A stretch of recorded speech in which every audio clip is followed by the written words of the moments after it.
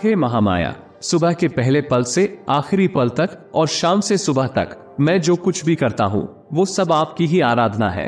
जय श्री राम। प्रिय श्रोताओं, मैनिफेस्ट ट्रांसपोर्ट के एक और ज्ञानवर्धक एपिसोड में आपका स्वागत है। आज हम प्राचीन हिंदू पौराणिक कथाओं की एक रहस्यमय यात्रा पर निकल रहे हैं।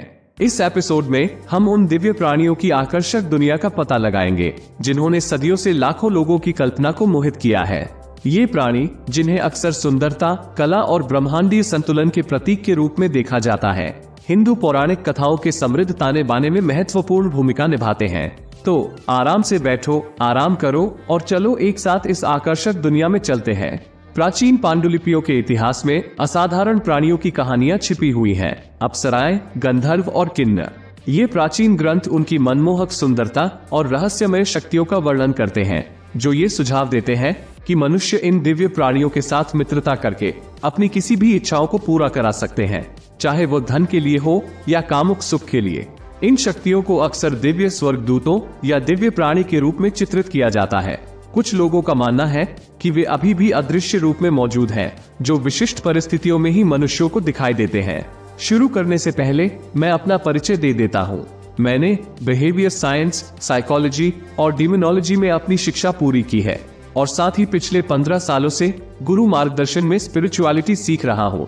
मैंने इच्छाओं को प्रकट करने के लिए स्पिरिचुअलिटी, साइकोलॉजी और डिमोनोलॉजी के तरीकों का अध्ययन करने में 1 दशक से अधिक समय बिताया है। इस ज्ञानवर्धक एपिसोड में हम अप्सराओं, गंधर्वों और किन्नरों जैसे अलौकिक प्राणियों की रहस्यमय दुनिया का पता लगाने वाले हैं। हम उनके रहस्यों को जानेंगे, हिंदू पौराणिक कथाओं में उनकी भूमिका का पता लगाएंगे और उनके महत्व को समझेंगे। इन अप्सराओं को पौराणिक कथाओं और ब्रह्मांडीय विज्ञान में दर्शाया गया है, जो उनकी दिव्य उत्पत्ति और दिव्य सौंदर्य को प्रकट करती हैं। दिव्य अप्सराएं हिंदू पौराणिक कथाओं में सौंदर्य और अनुग्रह का प्रतीक है। उनकी उपस्थिति को अक्सर देवताओं के भव्य दरबारों में दर्शाया जाता है, जहां वे उत्तम आभूषणों और शानदार परिधानों से सजी और मनमोहक नृत्य करती हैं। इन दिव्य नर्तकियों में इतना शक्तिशाली आकर्षण होता है कि उनकी उपस्थिति मात्र से ही कोई भी मोहित और मंत्रमुग्ध हो जाता है। अप्सराओं की भूमिका केवल मनोरंजन तक ही सीमित नहीं है। वे तपस्वियों के ध्यान को भटकाने का भी काम करती हैं, जिनकी कड़ी तपस्या उन्हें संभावित रूप से दैवीय शक्तियां प्रदान कर सकती है। अपनी सुंदरता और नृत्य से इन तपस्वियों को मोहित करके अप्सराएं उन्हें ऐसी शक्तियां प्राप्त करने से रोकती हैं, जिससे ब्रह्मांडीय व्यवस्था में संतुलन बना रहे। सबसे प्रसिद्ध अप्सराओं में उर्वशी, मेनका, रंभा, तिलोत्तमा और घृताची शामिल हैं। ये नाम सुंदरता और शालीनता के लिए पर्याय हैं। उनकी कहानियां प्राचीन ग्रंथों में अमर हैं। उदाहरण के लिए उर्वशी को अक्सर दिव्य सौंदर्य के प्रतीक के रूप में चित्रित किया जाता है, जिसकी एक झलक ही विचलित और प्रशंसा का कारण बन सकती है। मेनका की कहानी भी उतनी ही आकर्षक है। उन्हें देवताओं ने ऋषि विश्वामित्र की कठोर तपस्या को भंग करने के लिए भेजा था, जो अंततः प्रेम और त्याग की एक कहानी की ओर ले जाती है। अप्सराओं को 2 अलग अलग श्रेणियों में वर्गीकृत किया जाता है। स्वर्गीय अप्सराएं, जो देवताओं के भव्य महलों में निवास करती हैं, और सांसारिक अप्सराएं, जो नदियों, झीलों और समुद्रों में अपना निवास बनाती हैं। स्वर्गीय अप्सराएं अक्सर दिव्य दरबारों में देखी जाती हैं, जहां वे संगीत, नृत्य और कला के विभिन्न रूपों में अपने अद्वितीय कौशल से देवताओं का मनोरंजन करती हैं। दूसरी ओर सांसारिक अप्सराएं पृथ्वी पर प्राकृतिक जल निकायों में निवास करती हैं, जहां वे अपनी मनमोहक कलाएं प्रदर्शित करती रहती हैं, जिससे देवता और मनुष्य दोनों ही प्रसन्न होते हैं। अप्सराओं की खूबसूरती सिर्फ उनके शारीरिक रूप में ही नहीं, बल्कि उनकी असाधारण प्रतिभा में भी है। वे कई कलाओं में निपुण हैं, खास तौर पर नृत्य और संगीत में। कहा जाता है कि उनका प्रदर्शन इतना मंत्रमुग्ध करने वाला होता है कि वे सबसे अनुशासित साधक को भी मोहित कर सकती हैं। ये सिर्फ मनोरंजन का एक तरीका नहीं है, बल्कि एक ईश्वरीय कर्तव्य भी है, जो ये सुनिश्चित करता है कि संभावित खतरों को रोककर ब्रह्मांडीय संतुलन बनाए रखा जाए। माना जाता है कि अप्सराओं में उनकी सुंदरता और कलात्मक कौशल के अलावा रहस्यमय शक्तियां भी होती हैं। ये शक्तियां उन्हें अपने प्रदर्शन को देखने वालों के मन को प्रभावित करने में सक्षम बनाती हैं। मंत्रमुग्ध करने और मोहित करने की यह क्षमता दैवीय व्यवस्था में उनकी भूमिका का केंद्र है, क्योंकि यह उन्हें अपने कर्तव्यों को प्रभावी ढंग से पूरा करने की अनुमति देती है। आगे बढ़ने से पहले कमेंट में जय श्री राम लिखना ना भूलें। तो अगर आप पहली बार यहाँ आए हैं तो एक गहन अनुभव के लिए तैयार हो जाइए, क्योंकि यह आपके आत्म विकास का प्रवेश द्वार है। यहाँ हम मंत्र, साधना और व्यक्तिगत ज्ञान के मार्ग तलाशते हैं। तो मेरे साथ बने रहिए और वीडियो को लाइक, शेयर और सब्सक्राइब करना ना भूलें। गंधर्व, जिन्हें अक्सर दिव्य संगीतकार के रूप में दर्शाया जाता है, हिंदू पौराणिक कथाओं में महत्वपूर्ण स्थान रखते हैं। वे अपने मनमोहक संगीत के लिए जाने जाते हैं, जिसके बारे में माना जाता है कि ये स्वर्ग और पृथ्वी पर खुशी और शांति लाते हैं।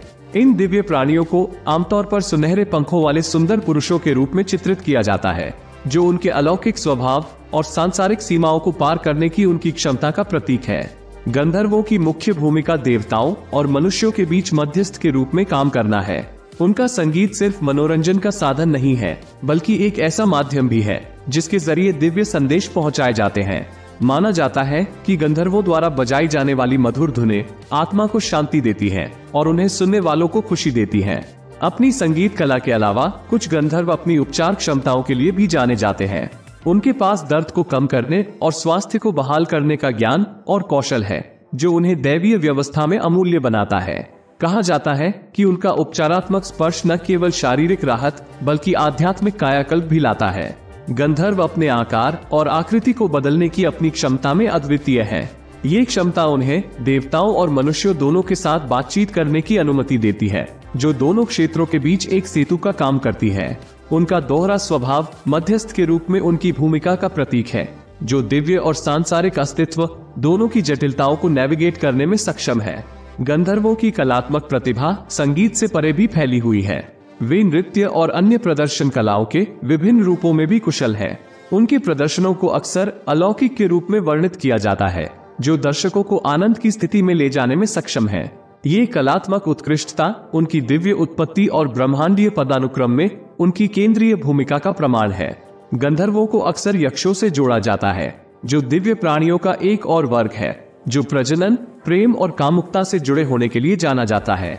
ये संबंध गंधर्वों की बहुमुखी प्रकृति को उजागर करता है, जो अस्तित्व के कलात्मक और कामुक दोनों पहलुओं को मूर्त रूप देते हैं।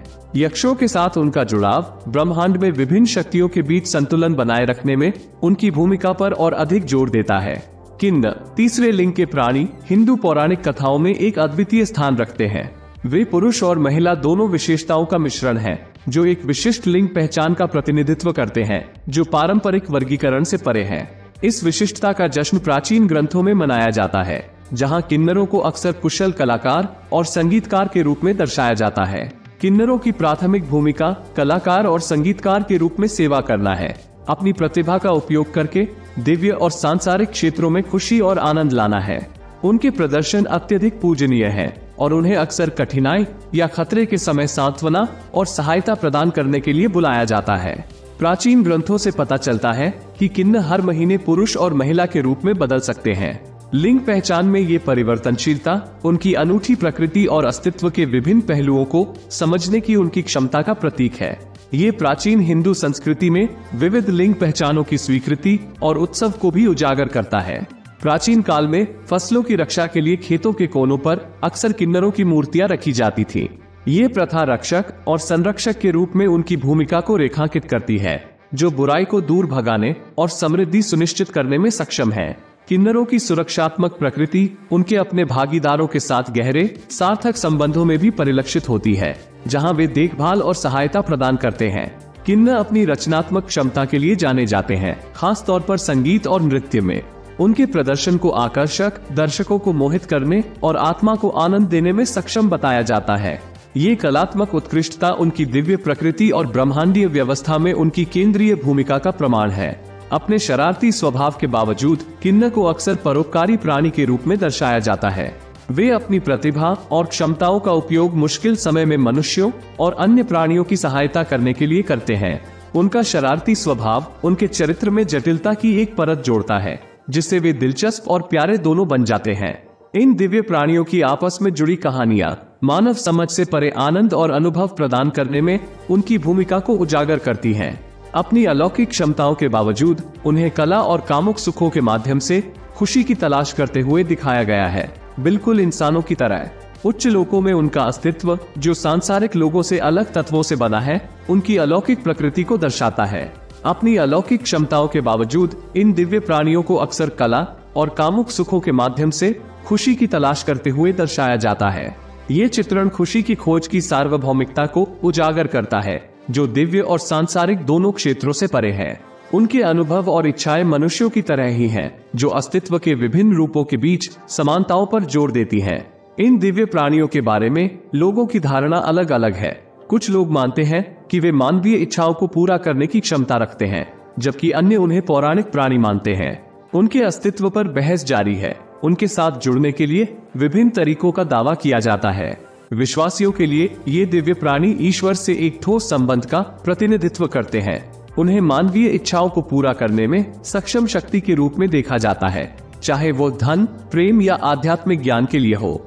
उनके अस्तित्व में विश्वास अक्सर प्राचीन ग्रंथों और व्यक्तिगत अनुभवों में निहित होता है, जो आराम और आशा की भावना प्रदान करता है। दूसरी ओर संशयवादी इन प्राणियों को प्राकृतिक घटनाओं और मानवीय अनुभवों को समझाने के लिए बनाए गए मिथकीय निर्माणों के रूप में देखते हैं। वे प्राचीन ग्रंथों की वैधता और इन प्राणियों से जुड़ने के लिए दावा किए गए तरीकों पर सवाल उठाते हैं। संशयवादियों के लिए अप्सराओं, गंधर्वों और किन्नरों की कहानियां शाब्दिक सत्य के बजाय प्रतीकात्मक प्रतिनिधित्व हैं। इन दिव्य प्राणियों के अस्तित्व पर बहस जारी है, जिसमें विश्वासियों और संशयवादियों दोनों द्वारा विभिन्न तर्क प्रस्तुत किए गए हैं। जबकि कुछ लोग इन प्राणियों के साथ बातचीत का अनुभव करने का दावा करते हैं, अन्य लोग ऐसे दावों को महज कल्पना बताकर खारिज कर देते हैं। ये चल रही बहस मानवीय विश्वास की जटिलता और ईश्वरीयता पर विविध दृष्टिकोणों को उजागर करती है। इन दिव्य प्राणियों के बारे में आपके क्या विचार हैं? कमेंट्स में अपनी राय जरूर साझा करें और हमसे बातचीत जारी रखें। चाहे आप उनके अस्तित्व में विश्वास करते हो या उन्हें पौराणिक शक्तियों के रूप में देखते हो, उनकी कहानियां सांस्कृतिक और आध्यात्मिक अंतर्दृष्टि का एक समृद्ध ताना बाना प्रस्तुत करती हैं। आपके पास अपने सपनों का जीवन लगभग तुरंत बनाने की शक्ति है। अब मुझे आपसे सुनना अच्छा लगेगा। क्या आप इस प्रयोग को करना चाहते हैं? यदि हाँ, तो कृपया कमेंट में अवश्य लिखें कि आप अपने जीवन में क्या पाना चाहते हैं। मैं आपको याद दिलाना चाहता हूँ कि आपके जीवन को बदलने की शक्ति आपके भीतर ही है। आपका अवचेतन मन एक शक्तिशाली उपकरण है, जो आपकी इच्छा के अनुसार कुछ भी हासिल करने में आपकी मदद कर सकता है। याद रखें, हजारों मील की यात्रा एक कदम से ही शुरू होती है। आज से ही मंत्र जप शुरू करें और अपने जीवन में बदलाव का अनुभव करें। अगर आपको इस तरह के वीडियो पसंद आते हैं तो कृपया मुझे कमेंट करके जरूर बताएं। मुझे आपके कमेंट से बहुत अधिक मोटिवेशन मिलता है, जिससे मैं आपके लिए ऐसे ही अच्छे वीडियो और भी ला सकूंगा। अब तक मेरा साथ देने के लिए आप सबका दिल की गहराई से धन्यवाद। अगर आज की वीडियो को समझने में आपको कोई भी परेशानी आई हो तो आप मेरे ब्लॉग पर जाकर भी पूरी जानकारी और साथ ही और भी अधिक जानकारी हिंदी और इंग्लिश दोनों में प्राप्त कर सकते हैं। ब्लॉग का लिंक डिस्क्रिप्शन में दे दिया गया है। इसलिए मैं आपको मंत्रों की शक्ति और इन पर विश्वास करने के विचार के लिए आमंत्रित करता हूँ। कहीं न कहीं हमारी समझ से परे एक शक्ति है जो वास्तविक है। चाहे आप इस प्राचीन अनुष्ठान को शुरू करना चुने या बस इसे कहानी समझकर आनंद लें, याद रखें, ब्रह्मांड हमेशा सबकी बातें सुनता रहता है।